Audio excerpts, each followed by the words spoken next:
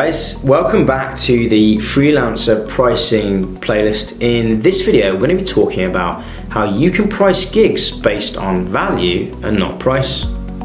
That sounds a little bit counterintuitive, but I'm going to tell you exactly what I mean coming up.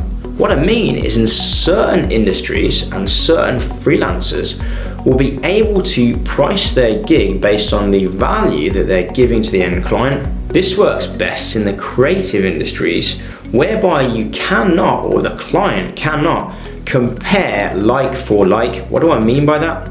So let's say you're a coder. People can easily compare one coder with another, especially if it's the same sort of job. So what do I mean about value? What I mean is in certain industries, some people will be able to charge more because of their unique services. Writers, artists, filmmakers, sculptors, metal artists, whatever you might be, creatives find it easier to be able to price based on value. Bizarrely, sometimes creators and artists find pricing the hardest thing. They're passionate about what they do, they love what they do, often in most cases, and in that way they often price too low. They price sometimes based on cost, which is the worst kind of pricing technique, or they look at the market and they can see that this person charges a little bit less over there and this person charges a little bit less over there, which means I have to charge less. That's not the way I would do it. Instead, I would consider that the kind of work that I'm doing or that you're doing is unique.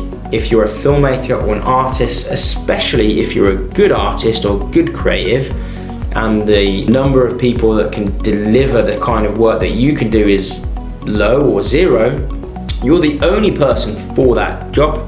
If you're the only person for a job, you can charge a lot more. You can almost create a market for yourself. That is why the highest paid freelancers in the world tend to be individuals. They tend to be individuals, one person, a personal brand.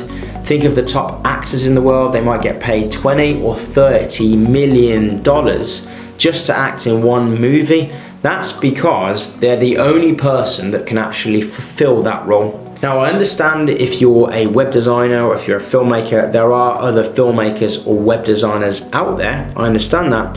But instead, if you can create a unique style or a unique way of looking at your craft, then people will pay for that, especially if it's in market demand. So what I would suggest is to try new things, try different approaches, try and develop your style and see how other people react to that. If you want to test it in a more sort of scientific manner, you could actually try creating assets and then surveying your audience to see what they think.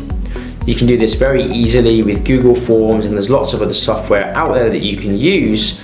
I think SurveyMonkey is another one, but you can also use things like Instagram or Facebook and see which posts get the most likes, or indeed which get the most sales. And then you can start making assets like that. That's just one way of looking at value. The other thing is, if you're not concerned too much about money, but you're more concerned about your lifestyle and not overworking, then you could consider the value that you get. For example, if you're a single parent or a working at home parent, you might consider that spending time with your kids is actually more valuable than doing the other work that you're being paid to do. In which case, if you can combine creating a unique selling point or a unique product or style of producing your work, charge a bit more, do less hours, and actually earn more than you would when you're sort of nervous about pricing. So I hope that helps. If you guys have any tips about pricing for value versus pricing in the market, let us know in the comments below. What's been your experience? Have you got positive experiences? Share what you can in the comments below to help our community. Of course, if you have any questions or queries, submit them to my email, progressiseverything@gmail.com. Check out my website, progressiseverything.com. And if you've got that query, I'll try my best to answer, whether it's in the comments or via email.